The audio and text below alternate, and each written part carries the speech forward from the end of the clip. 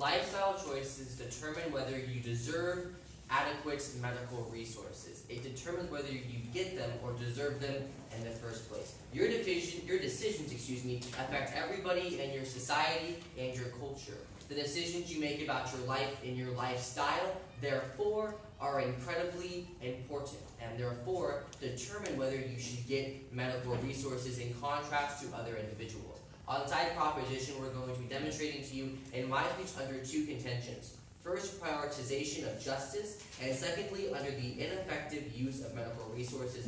Currently, a part is going to be demonstrating the incentives demonstrated by the proposition team's case as well. But I want to go ahead and explain and jump into our first contention for you, ultimately showing you why this house would absolutely take lifestyle choices into consideration when demonstrating and giving medical resources and allocating them. Our first contention, prioritization of justice. Now, what do I mean by this? Now, a person who chooses a life of crime, a life of murder, a life of abuse, a life of rape, whenever they're hurting other individuals in their society, should they get the adequate medical resources that we should allocate to them, or should some Joe off the street, who either number one is better than them or actually helps society? Joe goes to the supermarket, he's perfectly fine, he actually helps in homeless shelters, he's an adequate human being. Should he get medical resources, or should the person who committed the crime get the medical resources? I believe in every instance the person who actually helps society should get the medical resources. And why is that? Because one hurts society and one helps society. Sure.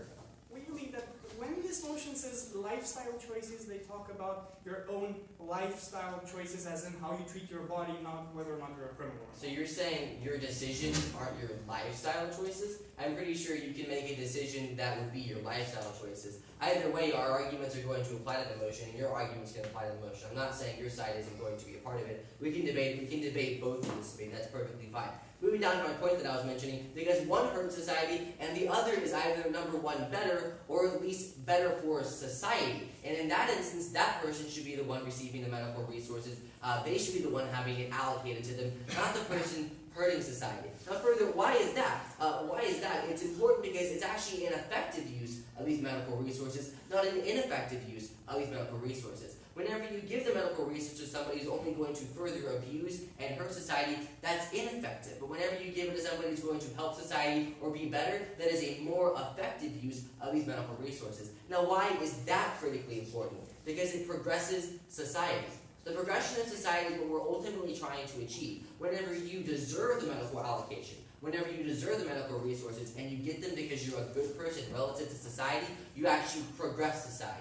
And instead of continuing to sustain the bad, we actually sustain and help the good. We allocate to the good, we don't allocate to the bad. That's a false mentality that we should absolutely not adopt. Moving down to my next substantive, the ineffective use of medical resources. The first point that I want to talk about under here is substance abuse. Now let's say that you made a lifestyle choice to abuse substances. I see that you're nodding, I'm pretty sure we all agree that's a lifestyle choice, to abuse substances. Now, should we give you painkillers? I have an example of this. My dad runs a small business back in America, and he had an office manager. Her name was Michelle, and she was actually abusing her painkillers. Now, giving her those painkillers to solve for her depression of her lifestyle choices didn't actually help her, because what did she do? She took those precious medical resources and further abused them. They didn't help her. She didn't progress society. It actually hurt society. Now, what actually got her out of this hole of abusing these precious medical resources? It was actually whenever they took them away and she moved to Minnesota with her mom.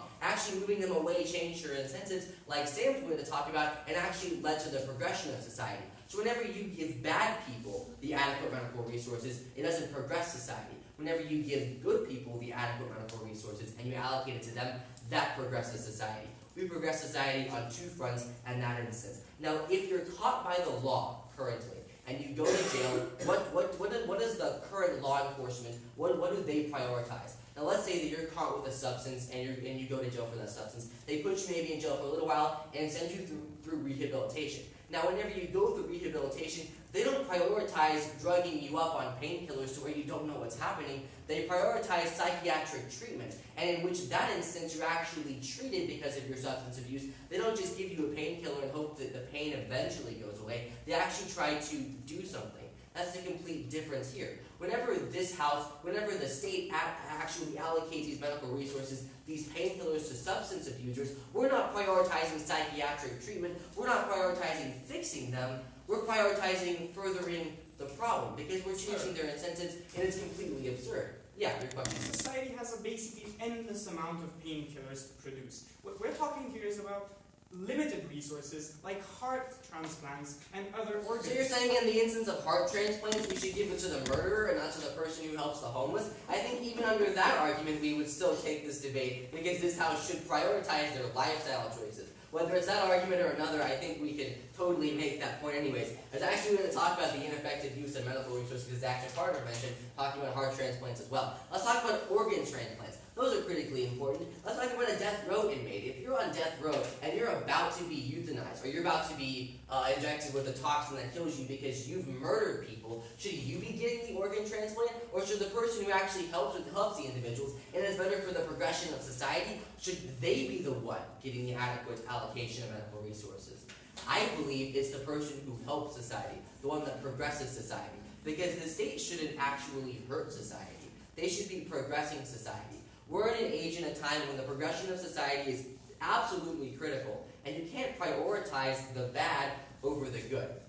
Moving back to this point, the rehabilitation. They consider their lifestyle choices, but if they're just receiving these medical resources, you're just going to be furthering them because you're altering their incentives and making it to where if I'm bad, I can abuse these substances, and it's just this cycle of bad.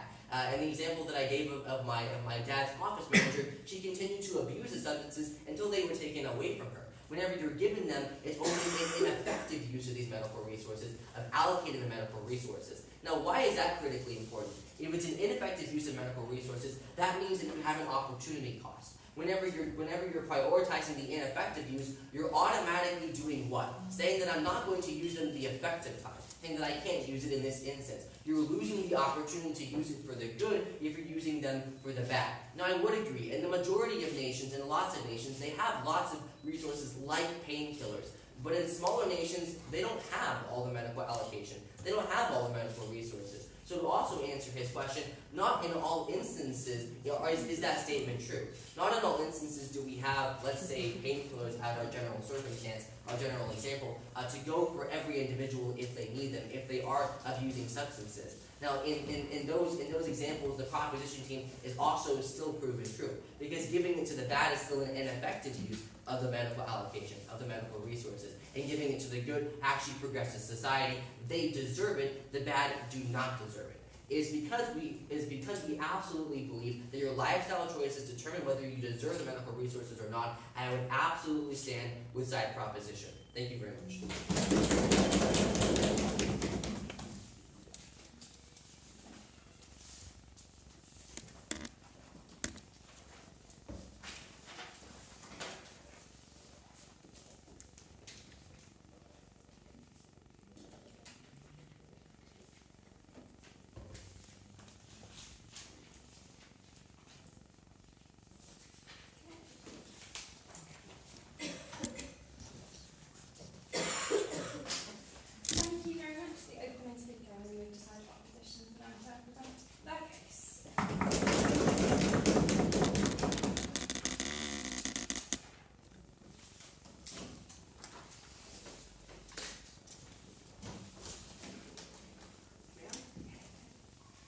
Ladies and gentlemen, I'm going to try to make this as precise as possible. So I'm going to start with a bit of reading, second of all, with a bit of rebuttal, and third of all, with my own substantive.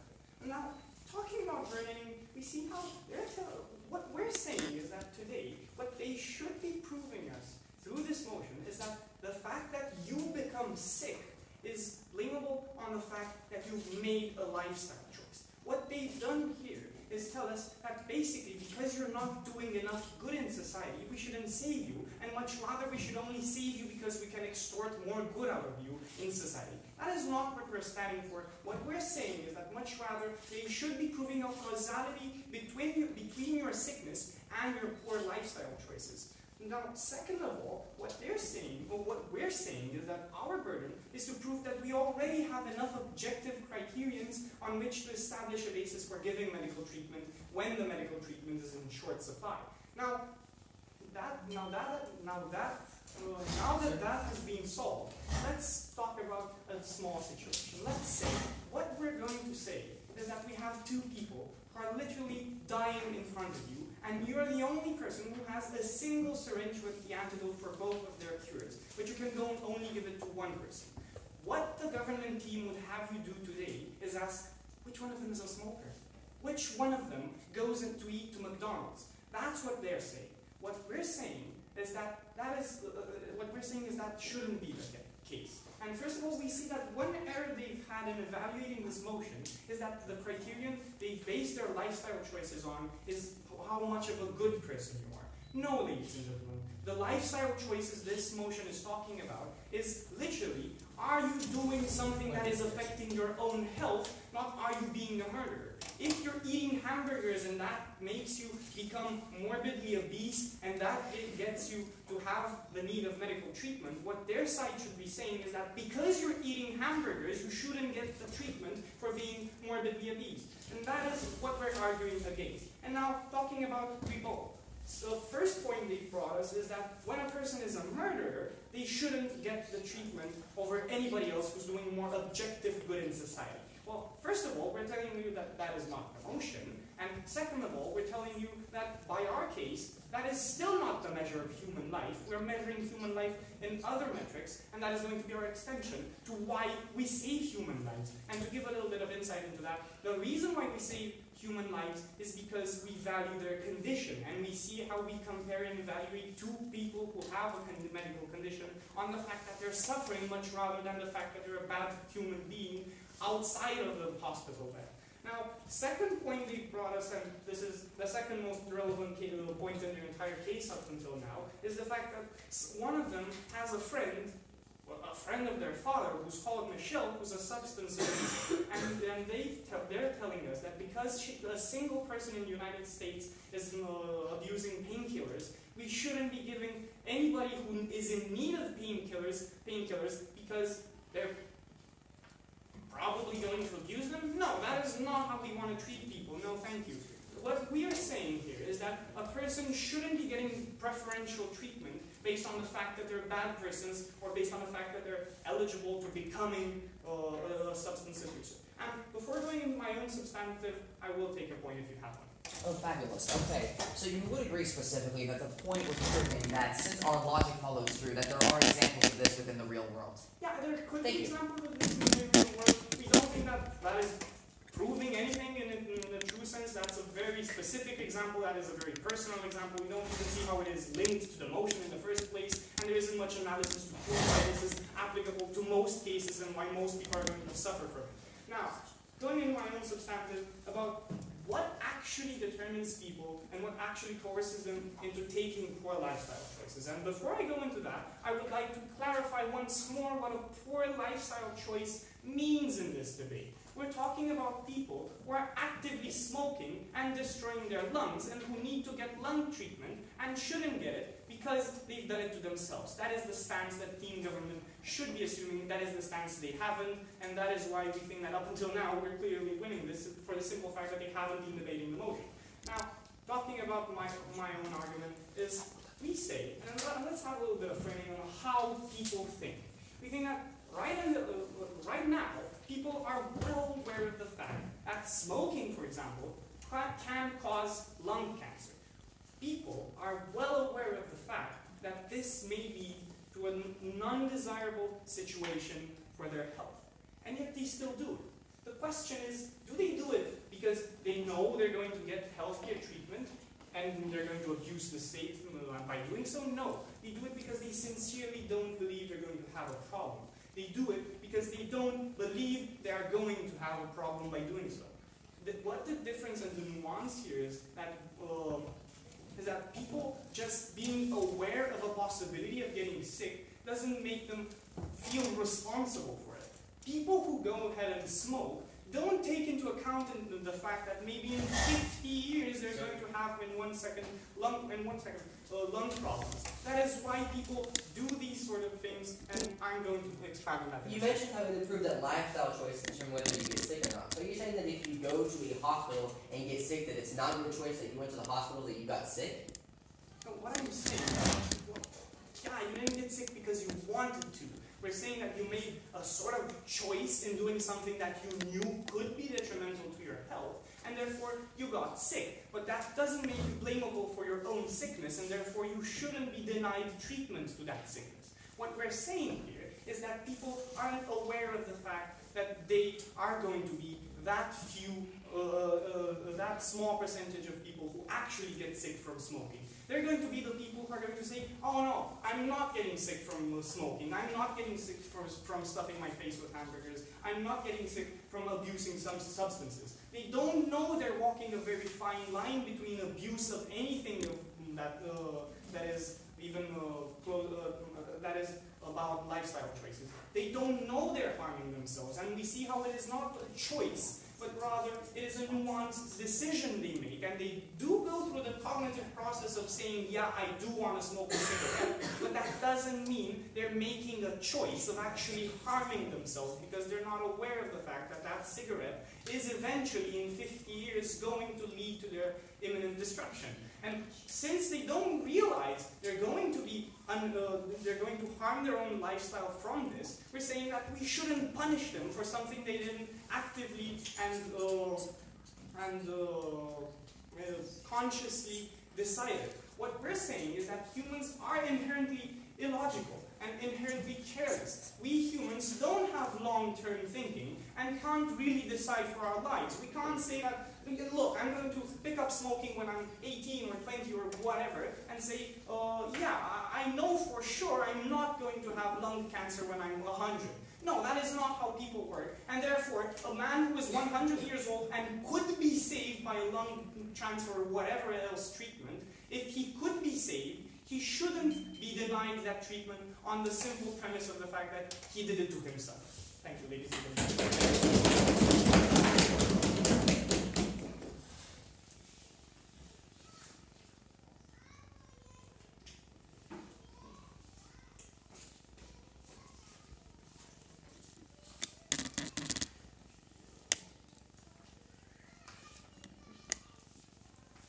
Thank you very much. The opening oppositions. Between our 30 seconds to get in opposition back to continue their case.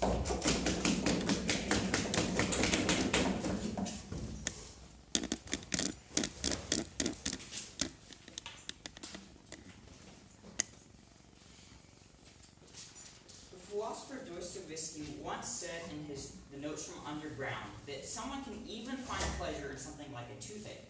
Now, he says this kind of jokingly in a contradiction to his actual beliefs, but what he's implying is that in realizing that you have a pain in something, you actually appreciate that thing more. In the same idea, we have the idea of medications. Medications we don't actually love to have to need, because if we need medications, that means there was some sort of initial problem, as they've been implying a lot. But the reality is that some medications are necessary, and some are not necessary in certain situations, but different ones are. And I will be presenting the rebuttal side of the case first, and then I'll go on to present my own substantive, which will actually apply to the substantive brought up by the first opposition.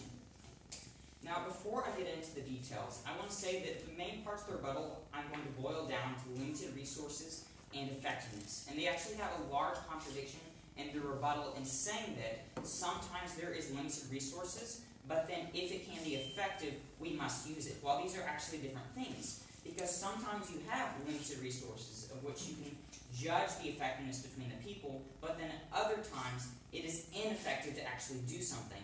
And they're saying that if something is effective and you have the resources, that you should do it. Well, absolutely. But the problem is that sometimes that's not the case, which is where the judgment comes in of whether or not something is a good thing. Not right now. So, first of all, talking about limited resources. So this follows under our first substantive of prioritization of justice, and then talking about two people, how they have, how one may be better than the other, one may make different life choices. So some things like smoking aren't necessarily bad, but sometimes people do too much. So the question would be, is if you have an older person who has bad lungs, or a younger person who's born with a birth defect, and their lungs need to be replaced, who are you going to get the transplant to? The application of justice and the social contract would actually take that to the younger person. I'll take your question. You see, that already happens in today's society. The question was, should you not give the lungs to the old man because he's done it to himself, or some other reason? I think I see what you're saying. I'm actually going to get to this under effectiveness in a few minutes. So the idea of this is that whenever you have limited resources, justice implies, government implies rewarding what's actually good. And under this you have the idea of the social contract. So the social contract is the simple idea that whenever you harm someone else's rights, you give up some of your own rights. So you can picture this as a game of chess. So let's say you have a bunch more pieces than your opponent. You're winning overall. It actually may be a smart move to queen swap for you to each exchange your queens so that overall the rest of the pieces balance out. Because the queen, until the queens are gone, are a significant portion of the pieces and allow a lot more strategic plays. So you're actually strategically putting yourself in an advantage by giving up some rights and hope to protect your own rights through the social contract. And how this applies is that everyone else has the same issue. Whenever you harm yourself, it's not a good thing, and the government should reward that because they are actually encouraging that. But whenever other people are harming themselves and you make the right choices, then what's happening is that the government should be rewarding you over them in that certain situation. If you have someone on death row who needs the same treatment as someone who is not on death row, then that person automatically has more rights to that, let's say, transplant, while the person on death row has actually given up those rights in the application of their choices. Secondly, we have the idea of effectiveness. So this is really where the contradictions come in play. So first they were talking about limited resources, how you may have two different options. Then they were saying that if you have both options, you should absolutely give them to the people. But the thing is we are saying that if you have the ability to give them to the people, you should. But if they're ineffective, you shouldn't. So whenever it comes down to those situations, as I talked about, the social contract justice comes into play. Because whenever you're encouraging good choices, you will have a less self-harming society, a healthier society, and the medications are actually more effective. I need to get to this point. But under effectiveness, if you have someone who's abusing pain pills, I believe you shouldn't give them pain pills. If you give someone some sort of medication through healthcare, and they sell it on the black market, then they're probably not going to use it in the future, and that you shouldn't give it to them in the future because you're encouraging the same ideal. Now let's get to their substantive, which is talking about really what poor lifestyles are. Yes? When you're saying that people don't get rehabilitated and you don't have social change in how people abuse substances, what we're saying is that people, when they see they've gotten treatment for something bad, they're going to change the lifestyle, whereas in your motion they simply die. Yes, there is some ideals about change, but that only comes under actually incentives, which I'm about to cover right now. But I don't think that rewarding someone for something that they've done that's wrong means that they're going to change. I'm pretty sure that's just encouraging it and saying, you can do it again and we'll take care of you. So getting to incentives. Incentives are really just an ideal of the government rewarding those who've done the right thing. So if you have someone who served in the military and is injured, and then someone who was in a robbery and was injured, you're going to have different situations. You're going to have different methods of reward. You don't reward someone in prison for something that they have done. Now, if there's some ability of unlimited resources, sure, you can give that to the person, but a lot of times they're ineffective, which is really contrary, once again, to having the idea of limited resources and effectiveness conflict. But what you have is, whenever you're talking about this incentives, is the government choosing to give people resources according to what they have done. And I believe that the government should encourage them to do what is right, to actually not harm themselves. They should encourage them to use medication properly so that they can give them to them in the future, and so that it is most effective. Because if someone isn't using medication right, it doesn't matter what you give them. There's no use at all. But whenever you're actually giving it to them, whenever it's used, and they see other people use it correctly, and they see them be rewarded, then what they do is they use it correctly. And not only should you have less medical issues, but whenever you do have them, you can actually solve for them. So, looking over a summary of what we have. Limited resources sometimes exist. And in that, the government should be providing incentives. In that, the government should not be necessarily saying that it's ineffective, because the government is saying that what is effective is giving it to the person who actually needs it, because that encourages progress. Because sometimes you have bad problems. You have a situation where you don't want to be in, or you may be deciding to give it to one person or another. Transplant lists exist. You wait. They ask questions. That's how it's been for a long time. They judge based on your lifestyle whether or not you're high or lower on the list. But then there's other issues like effectiveness. If you're going to abuse a medication, they're not going to continue giving it to you. That's the issue that we have today. So overall, whether you look at the propositional side and saying that they should be considered under effectiveness, what you have is that the medications that are needed are actually given. But whenever you have the ideas of limited resources, you have choices that you don't want to have to make in the first place. What you have is a more effective society, because you're actually rewarding what is done right. And in the future, everyone else is going to then make more decisions that are right, and you shouldn't have to use the medication, and if you do, it'll work. Thank you.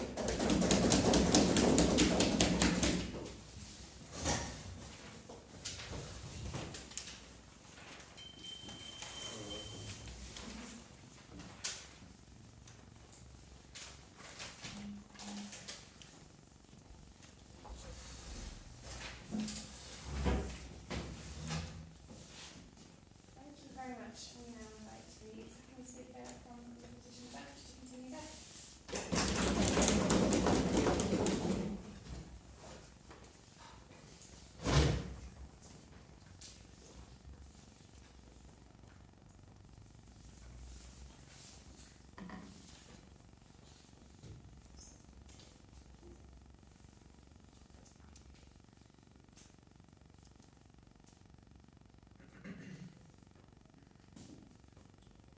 We think it's most regrettable that team proposition chose to portray medication fee in the medical system as a reward for some people, a reward for sick people. This is not what we're talking about. We think that we do not see medication as rewarding people. This is just a way for them to live. We think that we need to discuss about the importance of human life and how we save people and who we save. But in order to make everything clear, I'm going to have a few rebuttal points in my speech, and then we're going to talk about, in my introductory part, why do lives matter, or we save lives in the status quo, and why we do not need this specific type of prioritization and criteria in our system. And I'm going to talk a little bit about incentives and what's the incentive that we actually give to the people, which clashes directly with their point on incentives. Okay. Now, getting the rebuttal, let's talk a little bit, and first of all, about what do we talk about today, what the motion wants from us, and what we need to debate. I think that in today's debate, we need to define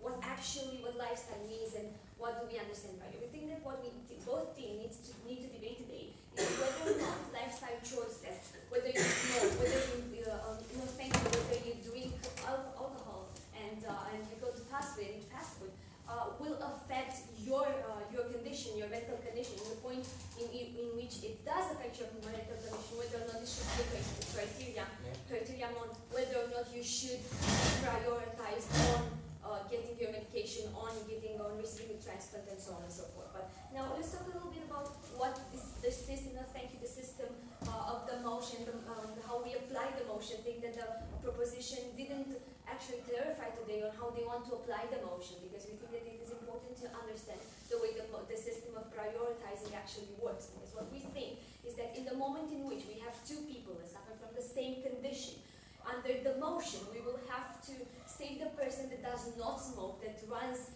more often, and that goes to the gym and keeps fit, and so on and so forth. I think that this is what they need to debate. They need to prove to us why this is legitimate, why we should, why we need this criterion, this other criterion in our situation, why this is not in our thinking. Now let's talk a little bit about painkillers, because they talked a lot about how painkillers actually affect us and how they do more harm than good, and how people actually abuse them. What we think the real problem with painkillers today is the fact that they are abused, not used. We think that painkillers do have a real use in the status quo. People need painkillers, but the real problem that we face today is that people abuse them, and we think that the way to control the situation is rather give painkillers by prescription rather than allow people to simply go, no thank you, on the market and buy them themselves. This is the way to solve the problem, not to simply take a take a medication, they take this medication out of the market for people that actually need it just because a part of the population abuses them. We think that this does not solve our problem. We think that this does more harm because more so. Let's talk a little bit about the idea of the incentive and how we reward it. Because what the proposition told us today is the fact that people consider medication a reward and they do not understand they've made mistakes because we choose to treat their problems. What we're telling you today is that this is not how it's working. We're telling you today that there are people that actually need medication first of all, and second of all, on the idea of incentive, and this is exactly what I'm talking to you about today on one of my constructive points, is the fact that people need the incentive that the state gives in the moment in which it applies. In a second, in the moment in which they pass the motion, is not that people should change their lifestyle because of the motion, but rather that they do not have any chance at changing their lifestyle. But I'm going to expand on that after the video. Did we not say that we would allocate medical resources after considering whether it's effective? Thank you. What I'm telling you today is that the medical medication that we talk about is not one that is necessarily restricted. Even if we talk about medication that is not enough, what we need to do is have a priority system. And we're telling you today that we do have in the status where priority system does not need any more changes. No, thank you. And that the proposition does not give any other advantages to our existing priority system, and Chippy talked to you about it. Now, getting back to the incentive, what we're telling you today is that in the moment in which the state takes this measure, what happens at the level of transmitting a message is that people understand the fact that in the moment in which they are in this situation, the moment in which they have a problem and they are obese, that they have this problem that needs to be solved with medication, with medical interventions by doctor and so on and so forth. What I'm telling you today is that people simply are doomed to die, are doomed to not receive the medication that they need, and the only option that they have is to continue with their condition and keep on suffering because of their condition. What we're telling you today is that the moment in which this person, in the moment in which a person knows and finds out that he suffers of a condition that the motion says he done himself, that the consequences are of his own action. What happens in that moment is that the person knows he's doomed for the rest of his life because the state is not going to save him, the state is not going to prioritize him. And we're telling you that in the moment in which these people realize, no thank you, that they do not have any chance at getting better, what happens in the moment is that they will not have an incentive to get better. What I'm telling you is that in the moment in which you suffer of a strike because you are obese and you are saved by doctors with a treatment that you receive in the status quo, you realize that you have a problem, that you need to change something because you've just survived the real problem that you've caused yourself. And that people, that in that moment people realize that they have a problem and they have an incentive to change their lives around because they realize they have a problem. But what happens under the motion is that the fact that the people do not even get the chance to live anymore and change their lives around because they are doomed to even die if they do not receive the medication that they need. What we're telling you today is that we're taking the incentive away because they do not face the problem, they do not have a chance to change the lives around them. Now let's talk about why lives actually matter in general, and the reason why we save lives in this. What we're telling you today is that when you face, as a doctor, a situation and patients that suffer of medical conditions, the reason why you save them is because you see their suffering. You see that they go through a lot of suffering because of their disease. You do not save them because you know what caused their disease, but because you see that they bleed, you see that they suffer, you see that they hurt. What we're telling you today is that both people that we're talking about today under the motion, the people that suffer of a disease that they do not control and that is genetically transmitted or whatever, we're telling you that both these people and the people that caused it themselves by smoking or drinking alcohol or not doing enough sports are still suffering. We're talking about people that got in the same point of suffering but through different roads. What we're telling you today is that doctors and people generally choose to save lives because they see that people hurt and they see that people need help, not because they have done it themselves. What we're telling you today is that we need people, is that human lives generally matter and that people hurt, and even though they did it themselves, and she told you that they actually didn't because they do not understand the long-term consequences of their action, because this is not how the human mind works, and this is not psychologically feasible. What I'm telling you today is that these people both deserve a chance to life and do not be doomed, and for all those reasons we beg you for apology.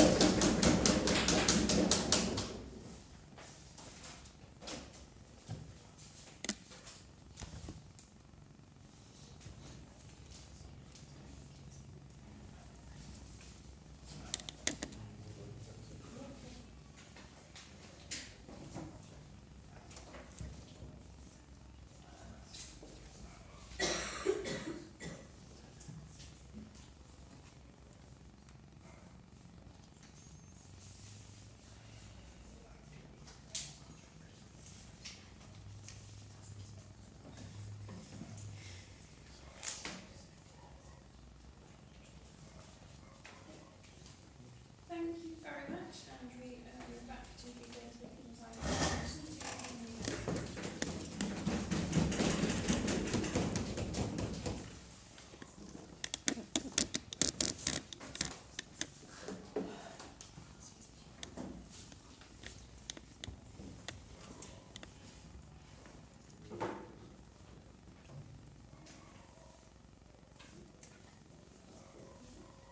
I'd like to start off by clarifying, no, we are not saying that people who eat McDonald's should die.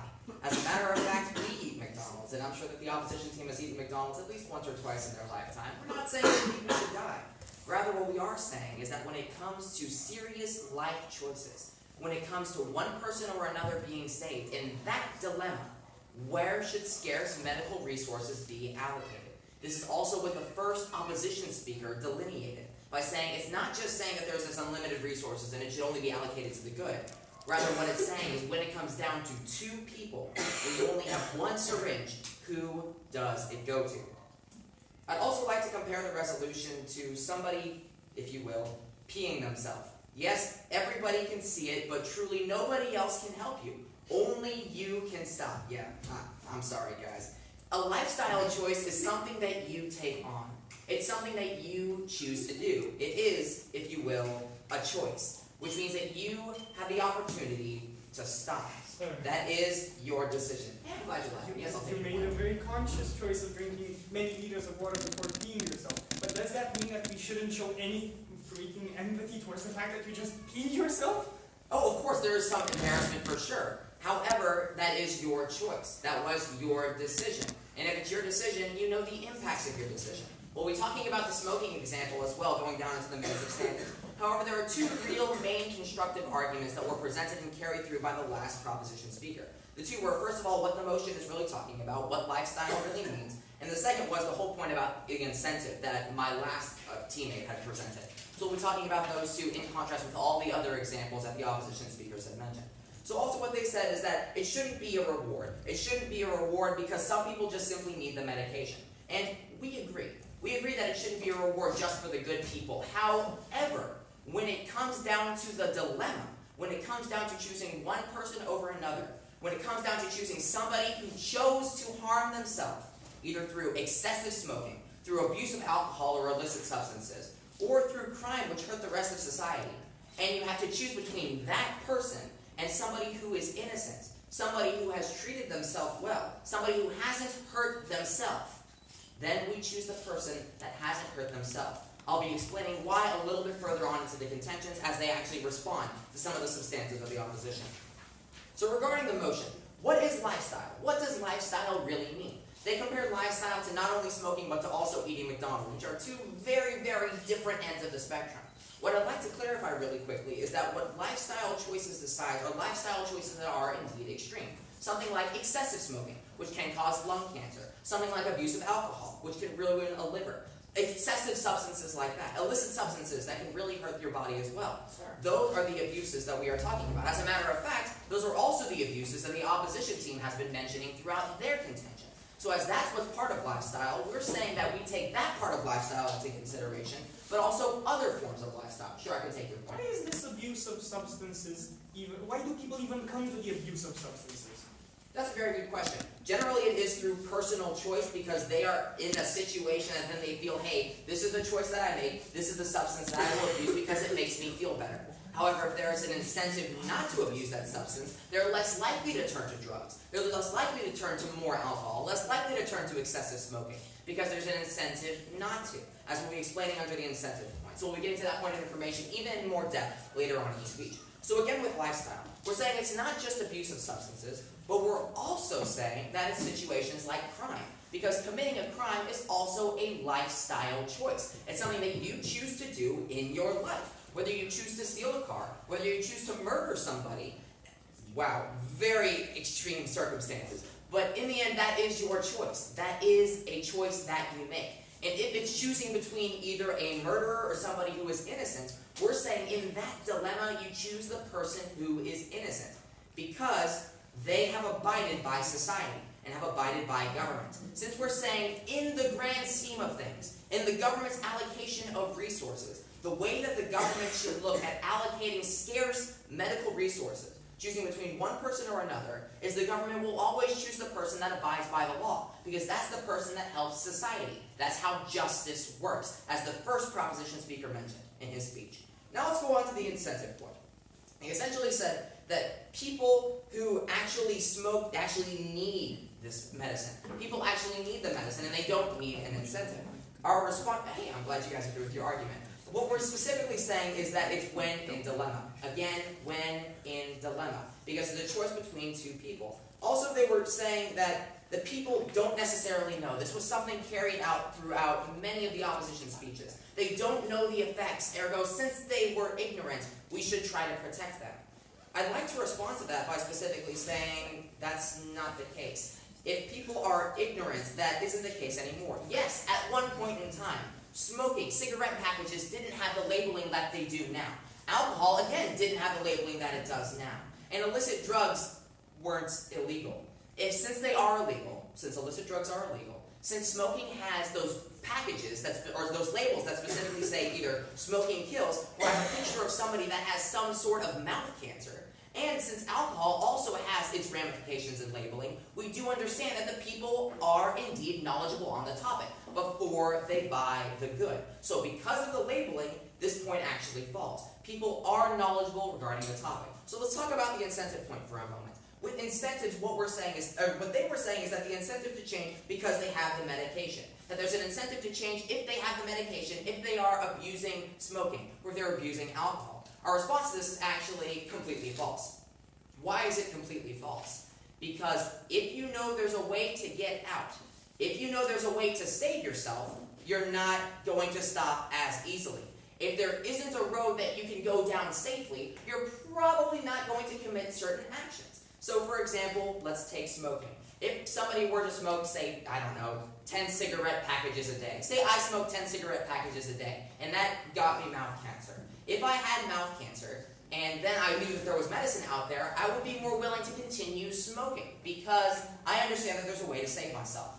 However, if there wasn't a way to save myself, if there wasn't medication, if there wasn't a way to try to limit this cancer's effect, then I would probably stop doing the harmful action, because there would be an incentive for me not to smoke. So with this whole incentive argument, what the contention of the proposition team is we're not holding this medication back from people who smoke, back from all people who smoke. But what we are saying is when it comes down to the two people, there's a choice that has to be made. A choice between somebody who chose to harm themselves and a choice between somebody who didn't choose to harm themselves. We're saying that somebody who harmed themselves made their own lifestyle choice. It was their choice to go down the road of alcohol abuse. It was their choice to go down the road of excessive smoking. And since it was their choice, they accept the consequences. It wasn't the choice of the person who had lung failure just of natural causes. That is the person that society should save. The person who didn't commit the crime. The person who didn't excessively smoke. The person who didn't abuse alcohol. In the end, we see that the motion should be proposed because just like peeing yourself, you have the ability to stop. Not everybody else can do it for you. And if you have an incentive, there's even more of an ability for you to stop. Thank you.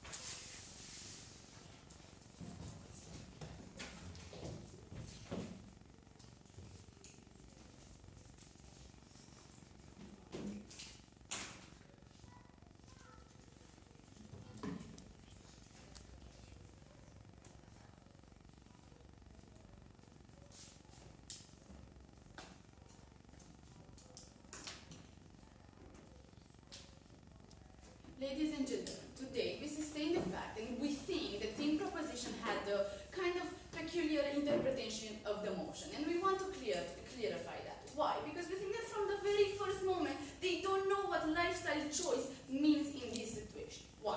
Because we try to explain you, it's the third speech in which we're trying to explain you that in this motion, what we're talking about when it comes to lifestyle choices, we're not talking about crimes, whether that you are good or not. Because yes, crimes, for example, if you do or not do a crime, if you're good or not, it is a lifestyle choice. But this is not the kind of lifestyle choice we're talking about in this motion. The kind of lifestyle choice we're talking about in this motion is the one that is related to your medical life. Whether you do things that harm you and why we should or not give you and allocate you the medicine that you need. Right. Before going into my 3 or 4 clashes, I will have 2 points of rebuttal. No, 3 points of, no, 2 points of rebuttal, sorry. No, thank you. The first one is about this whole idea of peeing yourself. Because honestly, my decision was not to pee myself, my decision was to drink water. And the question we have here, and what we're debating today, is if we're helping you because it is a bad decision, it is an awkward decision, and it's something that sucks for you, or if we're letting you like this because you made or not a bad decision. This is what we're debating today. This is what we want to talk about. Let's please talk about this. Also, we have another thing on this matter of peeing yourself. This whole idea of what they sustain today is that if, for example, they see on a package of cigarette the fact that they will have cancer, they see those lungs full with cancer, in that moment you will stop yourself from smoking and all that things. What we're trying to tell you today is that this is not how human mind works. And this we've been trying to tell you this for 3 speeches, but I will have that in my class and we will talk about it later. The second rebuttal, that was with the rebuttal point. So now about yes. You would agree that you made the choice to drink water and then accepted the consequence of possibly peeing yourself later. Can you please repeat? Okay, sure. You would agree that you made the lifestyle choice to drink water and then accepted the consequences. Yes, we accept the consequences, but we don't think this is what we're talking about. We think that the question we have to put today, what we're talking about, is if we should help you, even though you made that choice. Why? Because what we're trying to tell you in my first flash is about how human mind works. Why? Because we've been trying to tell you this whole debate that people don't think like that. How people think it's like this. Firstly, they don't realize the consequences of peeing yourself. They will realize the consequences of peeing yourself only when it is too late. Only when you're already peed yourself. That is the moment in which you realize what you're doing. That is the moment in which you realize the consequences. And that's what we're trying to talk about today. Because how human mind works, if I know, for example, that Irina had cancer because she smokes a lot, and I'm smoking too, my mind works like this. Well, I'm sorry for her, but in the end, I don't think this will happen to me. Like, it happened to her, but it will never happen to me. This is how human mind works. This is what all humans think when they see another people getting sick and things like that. They will never realize, and they will never think that it will happen to me. They will think that they are something higher than this level of sickness, and they will never realize the fact that that might happen to them. Also, we think that when we're talking about drinking water or not to pee yourself, taking medicine or not, smoking or not, we're talking about a choice that is not necessarily conscious. Why? Because we think that when you're smoking, for example, you won't ever think that you might get cancer. You're just thinking that, well, I'm smoking a few cigarettes, I'm living my life, this is it, nothing bad will happen to me. This is how human mind works, and this is what we're trying to tell you today. That this is not a conscious choice, and also we think that it is irrational to say that it is something conscious. Yes, please. You would agree that the motion mentions lifestyle choices and not specific lifestyle choices, correct? Yes, but you're talking about different lifestyle choices, and we think that you don't get the core of the motion. That's what we're trying to tell you. You should be talking about choices that affect your medical position, your medical situation, because we're talking about allocating good medicine, even if it's limited or not. Also, the second clash today was this whole idea of putting a price on a life, because we think this is really detrimental.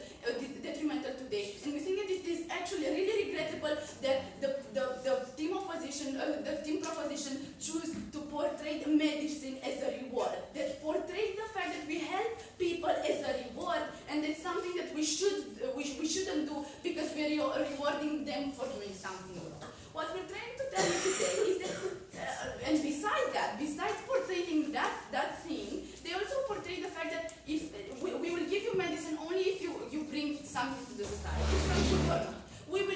We will save a life in the moment in which you are very, very good and you are very beneficial to our society. And what we're trying to say today, and what we think they're doing today, is that they're just trying to exert some things from us. We're just a society that should give the state benefits, and that the state shouldn't care about us as a life, and this whole, again, this whole concept of you being saved just because you are a human being, just because you are a life that should be saved, no matter what kind of decisions are, and we already proved to you that those are not decisions that are necessarily conscious. Also, we'd rather honestly save, we'd rather prioritize all lives than put a price on a life. Why?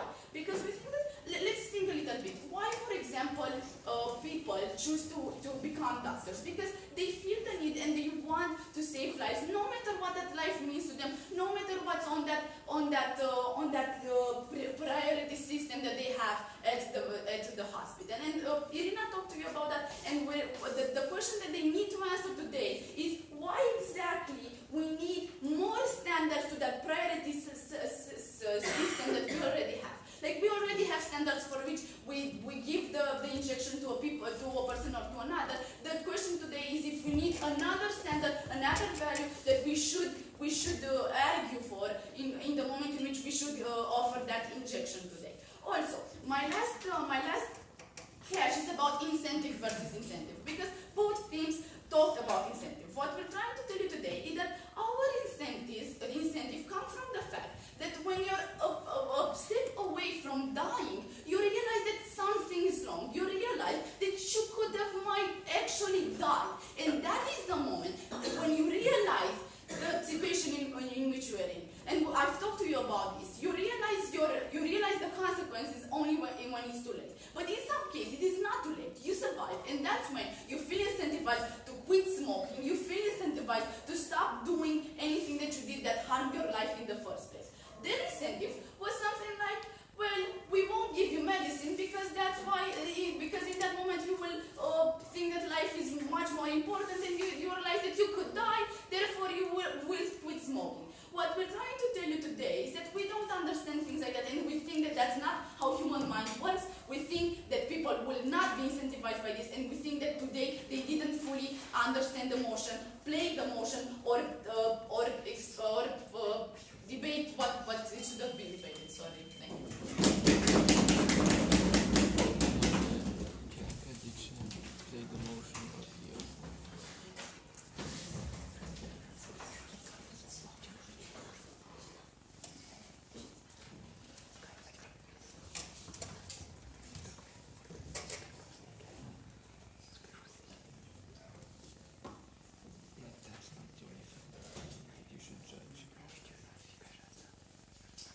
Thank you very much, and we remain with side position. Going to further clarify the speech and complete their case.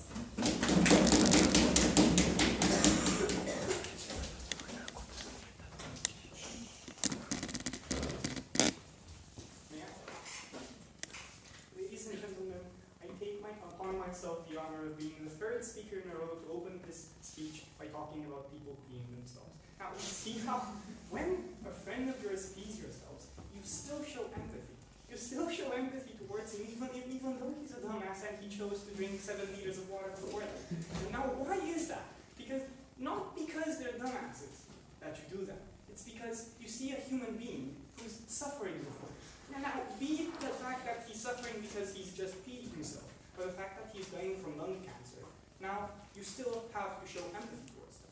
That is the nuance team government has missed today, ladies and gentlemen. And we think all this talk about literally piss hasn't given them any sort of reasonable point in this entire debate. And we're going to talk about 3 main actual points in this debate that we think we've won and we think is going to bring us a win in this debate. Now, first of all, I'm going to talk about the inclusive stance and what they're strategic mistakes of being in this debate. Second of all, we're going to talk about the clash of human psychology. And third of all, the value of human life. And you see how, first of all, they've had pretty divergent thoughts on what limited resources mean, what resources mean, and third of all, what lifestyle choices mean. The first government taught us that lifestyle choices is literally anything to do with your life. Now, we've brought extensive and comprehensible analysis on why this motion specifically only addresses the fact that when you make a decision that only affects your own medical health, you shouldn't get medical treatment. That was what the motion today was about, not murderers on death rows, not people who are murderers getting treatment before the people they've just murdered. That was just nonsense. We think that was not the debate. And second of all, when we talk about limited resources, yeah, we think they just conceded multiple times that we're only talking about the philosophical case when you actually have two people with the same condition, with a single cure that can only cure one per human being, and you have to ask yourself, which one of them is the smoker? That is literally all it comes down. Furthermore, they've conceded multiple times that we already have transplant lists and many other non-arbitrary conditions and criterions on which we base these decisions. And what we've contested is the fact that we don't need another criteria, that this is unnecessary and arbitrary. And we think that because of this strategic mishap, we've won this point of a cohesive stance. And second, about human psychology. Well, we've brought an entire argument talking about how people, when they see the label telling them that they might get cancer, they just don't care. The response to which the team government responded, yeah, they see the label, therefore they should be held accountable. No, ladies and gentlemen, just making an assertion and saying there is a label that tells people they can get cancer doesn't make them accountable for everything they do in society. We think that why we've won this point is simply on the fact that we've just literally brought any sort of analysis, but more so on a comparative, which we've shown you why people don't have the capability of taking responsibility for these actions because they are irrational beings inherently by their nature. And last point is about the value of human life. And we've told you how we don't want to put a price on human lives in the sense in which what they've been telling you is that if you're a functional member of society, if you bring enough goods in society, if you're a good person, you're going to live. That is not the standard we want to abide by in society. We don't want to keep people alive for the simple goal of extorting more goodness from them. We want to keep people alive because it's good to keep people alive. And on the point of incentives, multiple times we've told you how if you actually keep a person alive who's been making poor lifestyle choices, they have a chance to change their lifestyle choices. Whereas in their motion, these people just die and simply don't have an incentive. And ladies and gentlemen, because of all of this, and for the sake of all the people that would be peeing themselves and wouldn't get any help, please don't vote the motion.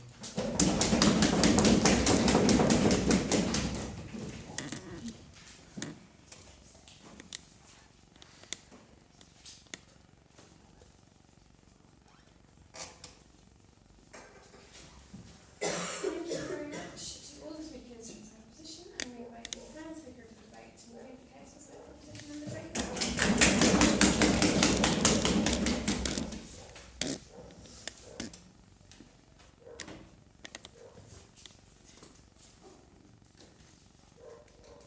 Everybody ready? The first opposition speaker, the opening for the opposition team, asked me a question in my very first speech, and they asked really what is this debate about? And the question he asked is, you would agree the debate is about the instance in when there's a scarce resource, and how do you solve for that scarce resource? Let's go ahead and look at the metric, or how my opponents in the opposition team solve for that scarce instance. Whenever there's a scarce resource, who do you give the special medical attention to? Now, going back on the third opposition speech, she specifically mentioned how we should give it to everyone, because they prioritize all life. Well, does it work that you can give it to everyone whenever you're in an instance when you can only choose one?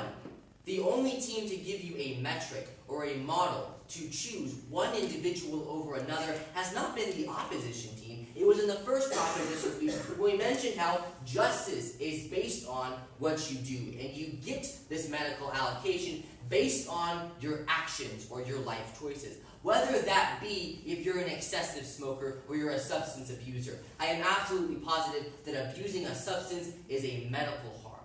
Even if you believe their interpretation that we're talking about only medical instances, abusing substances hurts your being. It hurts your physicality. It hurts you completely. And that absolutely is a medical problem as well. We not only talked about the impacts of crime on society, we also mentioned medical problems too. They seem to be painting our picture like we're only talking about crimes and problems like that. Though the only time we talked about crime was in one of the very first parts of my speech, and we mentioned it. Never have they shown you why we shouldn't talk about the whole issue. Never have they shown you how lifestyle choices should be limited only to medical. They mentioned how they believe it's their interpretation. I believe that we should talk about the whole entire issue and not just one small subset of the issue. Whenever you bring the issue down and you parametricize it down to one specific issue, then it's really easy for one team to make an easy decision. But whenever you talk about the whole issue, that's whenever the debate is fully fulfilled. That's whenever the debate is fully realized. And I believe the one core crux of the issue is what the first opposition speaker mentioned. That what happens in that instance when you make a choice. The only team that has given you a metric, apart from everything else they mentioned, has been the proposition team. I believe that is the biggest strategic error that you can make in this debate. The fact that you haven't given us a metric for a burden that you put on the whole entire round. I believe that's the biggest mistake. Now, what I want to mention in my speech is lifestyle choices and scarce resources, and talk about labeling. The first one that I want to talk about is this idea of labeling. Let's say that you're going to a bridge and you see a sign on the bridge saying, "Don't jump or you may die." And you see a label telling you that if you make a choice to jump, you're probably going to die. Does a conscious person, or actually as they would assume, people aren't conscious, they're just going to go ahead and jump because they believe they're going to be perfectly fine. I don't believe that people are unconscious when making their decisions. I believe people are absolutely conscious. Now, whenever you jump, you may start pissing yourself because you're about to die. Now we talked about it 4 times. I just wanted to mention that point. But people aren't unconscious. They make adequate decisions. That's completely absurd to believe that people don't make conscious decisions. Whenever you're crossing the street, you say, "Oh, it's red, but I'm going to cross anyways because I don't really care about the repercussions." No, you're going to get hit by a car. That's completely absurd. You're always making conscious decisions. You made a conscious decision to drink right there because you were really thirsty. That's a conscious decision. It wasn't unconscious.